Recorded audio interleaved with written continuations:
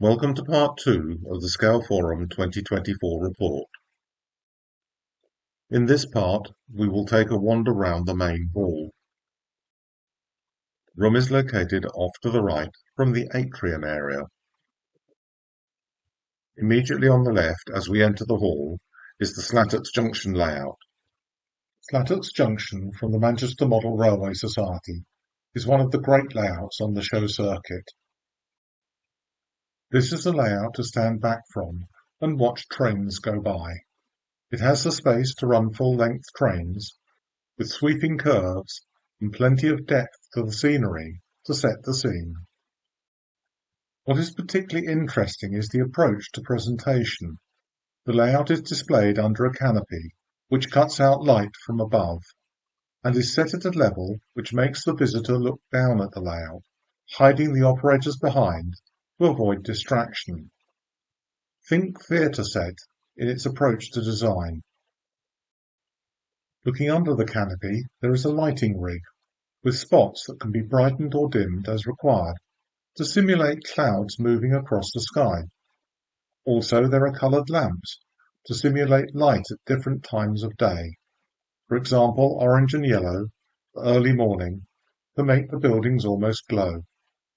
Watch closely the videos later to see the effect of lighting. The layout is double-track from Manchester with a junction, Rochdale to the right and Bury to the left. Dominating the scene is Alpha Mills. This is based on Warwick Mill in Middleton, with its superbly detailed brickwork and windows. On the left there is a yard, various warehouses and factory buildings. Looking at some of the details. The War Memorial is set next to the railway, with a couple of elderly gents taking a few minutes to rest and remember. Just in front is a children's playground, with swings, slides and other play equipment of that era. The surface looks like tarmac, just right to skin your knees on when you come off something at speed. Further along is the Rochdale Canal, Haywood branch, more or less abandoned at the time of the model, highly polluted and quietly filling up with junk. On the right of the scene there is a church, with gravestones individually carved set in the graveyard. Behind the church the rail routes diverge from the junction. Here we have 8F 48322 in charge of a heavy P-way train of track panels from Rochdale. Behind there is Austerity 90553 with coal empties. And round the back there is an extensive fiddle yard full of stock. Now let's stand back and watch some trains go by. Here we have a Black 5 at the head of a light freight train bound for Manchester.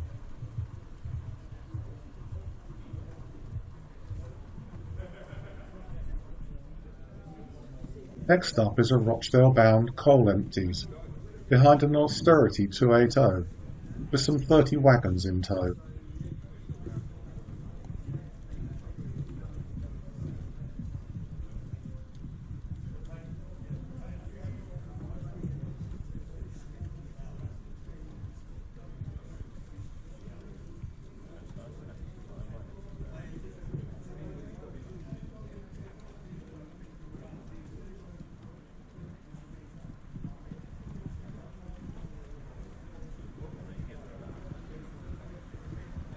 In the opposite direction, a parcels train for Manchester.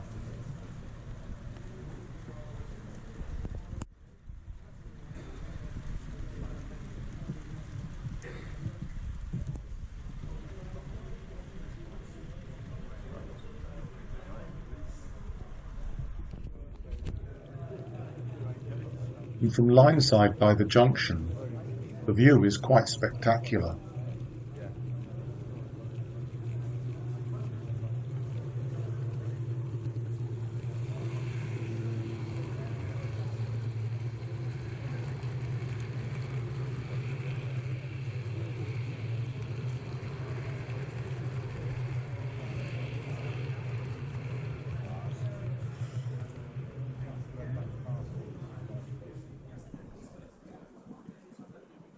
This clip shows the effect of lighting, simulating clouds moving across the Manchester sky.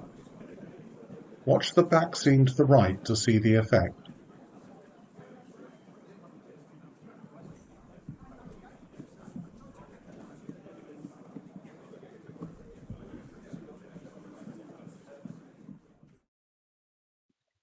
A great layout with lots of interesting modelling, and the presentation has been carefully thought through. It's more like a piece of theatre. Just to the left of Slattocks Junction, on the Sunday, was the Sunningwell Command and Control stand, showing digital control systems and sound capabilities, as ably demonstrated by this terrier.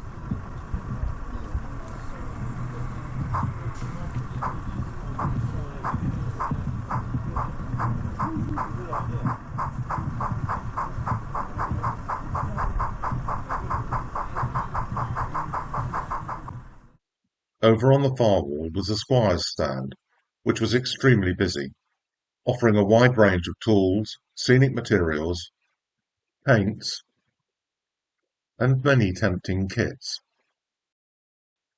Moving along, we have the MDN design stand, showing its range of 3D printed models. In front of the stage, we have the Picton layout. This layout represents Picton Station, on the northeastern line between Northallerton and Eaglescliffe, set in the 1950s and 60s. The layout is all about open space and the trains passing through the landscape. It is set on a sweeping curve from end to end, with a junction yet to be completed near the front at one end and the station at the far end. It can be operated with rolling stock spanning from North Eastern Railway through to BR Blue Diesel era. The station was a junction for the line to Gromont, along the Esk Valley and on to Whitby. The station is in a rural area with a scattering of railway buildings and the station hotel. At the junction end of the platforms there is a level crossing. On the far side of the line there is a small goods yard and raised coal drops, serving modest local requirements. The original signal box at Picton opened in 1873, but in 1905 a significant expansion in the layout required it to be enlarged and it was rebuilt, and it is this version that is represented on the model. Waiting shelters are provided on both platforms, and the station hotel is just behind.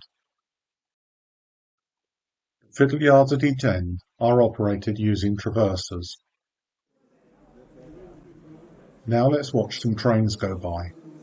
Standing on the platform you get a good view of the trains sweeping in along the curved main line from Northallerton.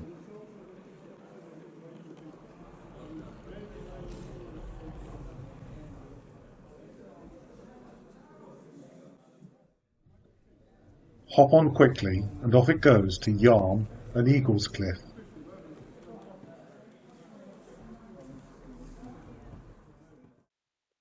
Here we see 20052 heading north towards Eaglescliffe.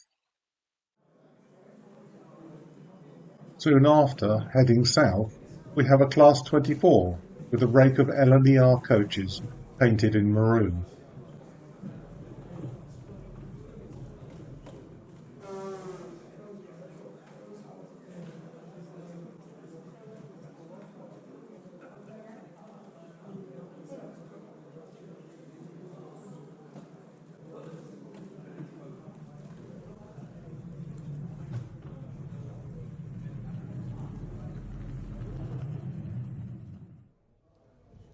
Further along we see the same train passing the junction for Gromont.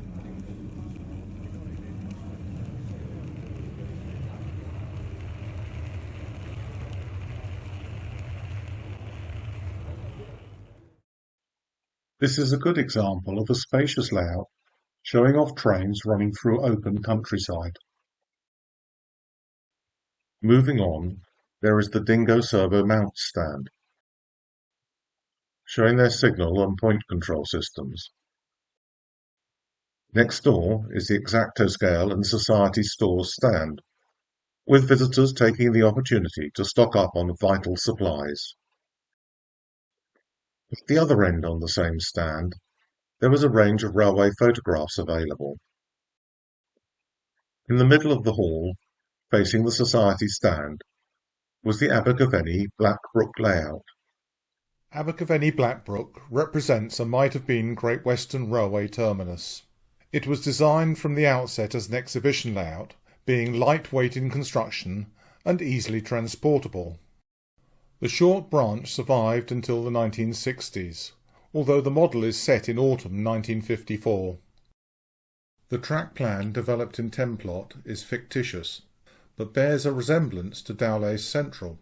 The design is based on standard turnout units for speed of construction. The layout is operated from the front, with the fiddle yard to the left, and requires 2 operators, and is designed to be viewed through an aperture slightly below eye level. The buildings are typical of Great Western design, and the signals are lower quadrant as you would expect. The photographic back scene is worth closer inspection, as it is well integrated with the model. Rolling stock is appropriate to the era, with GWR and BR built locos, and coaches in maroon or blood and custard livery. Here we have some freight traffic, which by this time was quite light.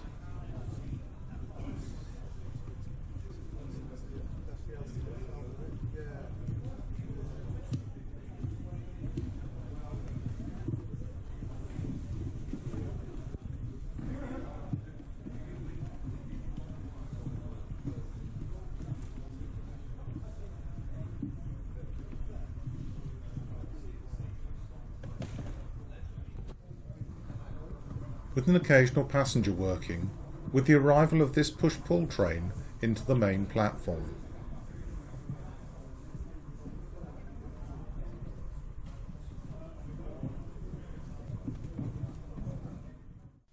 The goods shed is well modelled, picking up on the building details and posed with a scattering of packing cases suggesting business activity. Along the back of the layout there is a terrace of houses. At the station end is the Bailey Arms, a Rimley brewery pub, with its yellow sign painted with a hobby horse cartoon design based on a beer barrel for the body. At the other end of the terrace is the Chippy, with a couple of customers stood inside waiting to be served, and one seated in the window. Moving up the hill a bit, there are pairs of cottages facing onto the railway, perhaps dating from the 1900s. And a little further along, some more modern housing, 2 pairs of semis.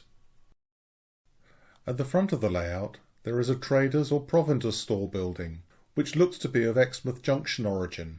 These came as a precast concrete kit of parts, with standard panel and door arrangements and an asbestos roof. At the fiddle yard end, the control panel has switching for signals, points and uncouplers. Traction power is via DCC, using NCE power cabs. A similar control panel is provided at the station end, which manages local shunt moves. Note the CCTV, giving a view of the fiddle yard.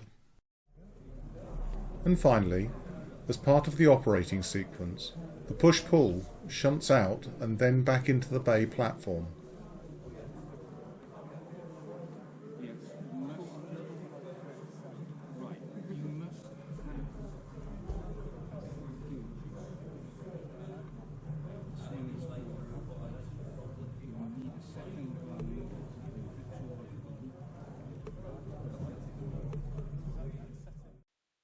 Just next to that, David Lane was demonstrating CAD modelling and 3D printing.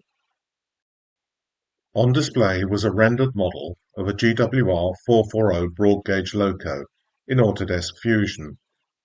On the left of the screen are listed all the CAD components and some sample prints of the model. On the corner of the central area was the Brassmaster's stand. What is interesting to see is the mixing of etch and 3D printed components in the kits, with examples of some of their products on display. Just around the corner was the Allen Gibson stand, continuing to supply the essentials for railway modellers, such as wheels, frames and rolling stock components. Next was the Judith Edge Kits stand, which had some new items of interest. Of note, there was a new model for a 150 horsepower Fowler 040 on display, and a fully decorated model of the Fell 2D2 Diesel 10100, and this model of EM1 under development, plus a collection of other models offered. That concludes part 2 of the Scaleforum report, covering the main hall. Next we will take a look around the sports hall.